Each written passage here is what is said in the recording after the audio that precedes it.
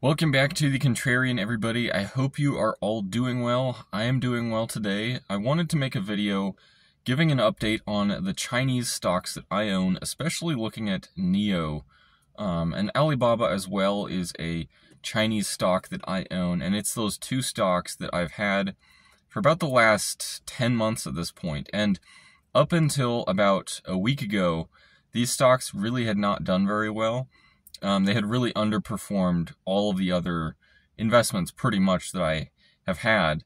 And of course, last week, about a week ago, the People's Bank of China announced major stimulus for the Chinese economy as well as rate cuts and kind of the beginning of the Chinese easing cycle in their economy. And so, of course, Chinese stocks rallied very heavily on that news. Alibaba and NIO definitely participated in that. And, I really wanted to give an update, especially looking at a stock like NIO that is just very beaten down from its all-time highs, but in my mind does present an interesting investment opportunity, at least for myself. Obviously, I'm not providing any sort of recommendations or advice.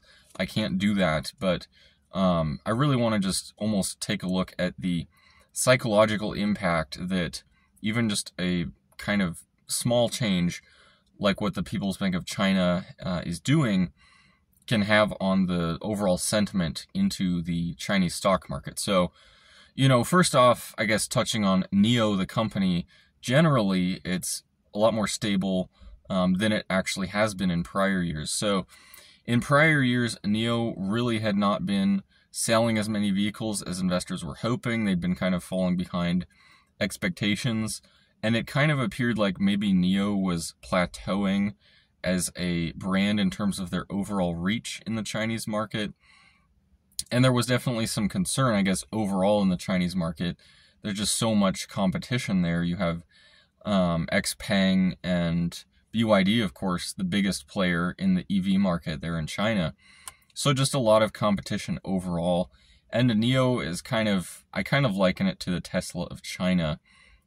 Just for the fact that they are the, at least one of the luxury EV players in the Chinese EV market. And so, NIO has had a very turbulent and, the last 3 years especially, the stock is down some probably 90% from its all-time highs. Of course, those all-time highs were during the whole COVID era and lockdowns and everything, and that's kind of maybe an anomaly of sorts, but still the stock is down pretty dramatically. And so, stocks generally speaking in the Chinese stock market are down pretty significantly, but NIO is definitely one of the ones that is down the most.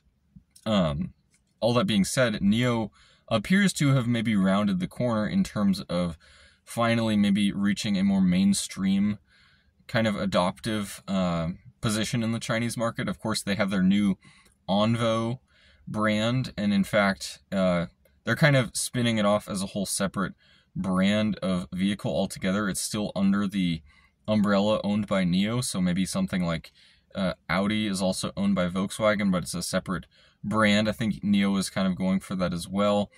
It's a slightly more affordable, brand in the Chinese market.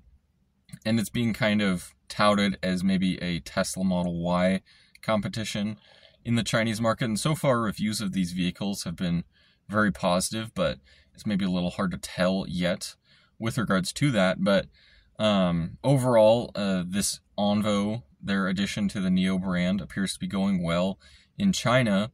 And while I don't expect for maybe this to be available in the United States, it appears like the Chinese market at least may be opening back up to where demand can take off again in China itself and maybe some of the other European markets where NIO's vehicles are available. Now, I think maybe the more interesting thing to look at is the Chinese stock market as a whole has been in such of a almost downward spiral for the last 3 years that even a small change like what the People's Bank of China did a week ago, so far it's had a really big impact in the overall investor sentiment in the Chinese stock market, but I think that can actually continue for a while longer, as crazy as that might sound.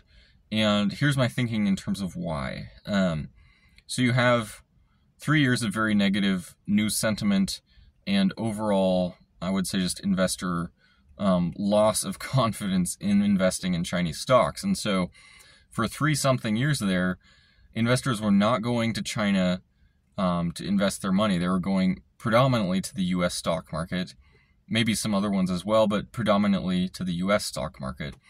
Now it appears that, the Chinese central bank is in their easing cycle. And not only that, but the People's Bank of China effectively backstopped the stock market. They effectively injected, I believe, $100 billion in dollar equivalent liquidity into the Chinese stock market. And while $100 billion might not sound like a lot in, today's stock market, especially looking at the US stock market, just how big of a market that is totally. First off, the Chinese stock market is significantly smaller market cap wise compared with the US. It's also been beaten down so much that there's just a lot less liquidity left. And so injecting this kind of 100 billion in liquidity, basically allowing for institutions to borrow up to this 100 billion and then invest that directly into the stock market. That's effectively just direct government propping up of the stock market, which is not a, quote unquote free market anymore. But it does, I think, provide a, at least an assurance in investors' minds that, okay, China at least sees the need to prop up their stock market and overall to just go back into another easing cycle in the Chinese economy. So, not only are they injecting liquidity into the stock market, the Bank of China also cut rates and is going to be doing more quantitative easing. So overall, I think it kind of marked a pivot point, kind of like what Jerome Powell's 50 basis point cut did a couple of, 2 or 3 weeks ago.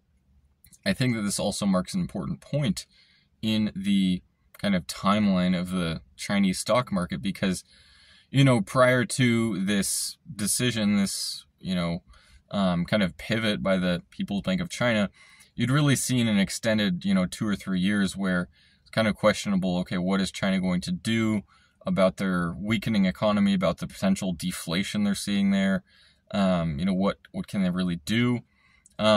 And while I don't know that this really fixes any underlying problems in Chinese stocks and the overall economy, I think it provides, some,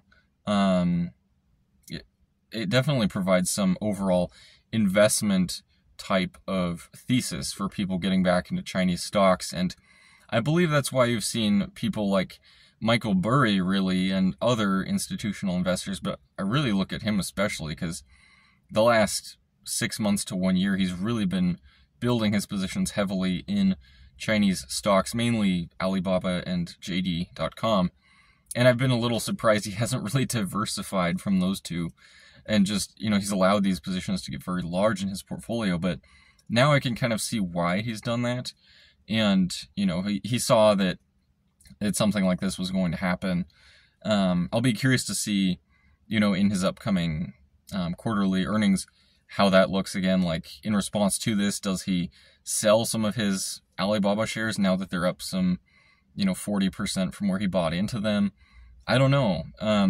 Because Alibaba, again, it's beaten down so much from its prior all-time highs.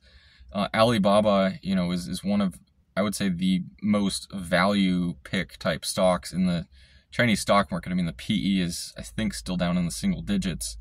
Whereas looking like Amazon, the US equivalent, the PE is 4 times that. So, the comparison is, not really there at all if you look at comparing the valuations on these companies with their US counterparts. They're grossly undervalued, one could say. So I think that's what has really attracted investors like Burry. That's what attracted me to, these two stocks, Alibaba and NIO. NIO is not profitable yet, so You know, they do have a lot of cash still available to get to profitability, but you know, overall, I think just a return of investor optimism and a turn in the sentiment in the Chinese stocks is really what was needed. And I guess I will be curious to see, you know, the path that they take from here, rallying onwards. You know, we could be ripe for a pullback here just with how much they have rallied in just the last week. But I do expect that to continue. That's just my personal thought. Again, not any sort of investment advice here, but I would like to know what all of you guys think about NIO, Alibaba, the Chinese stock market as a whole. Love to hear your comments below and hope to see all of you again at some point.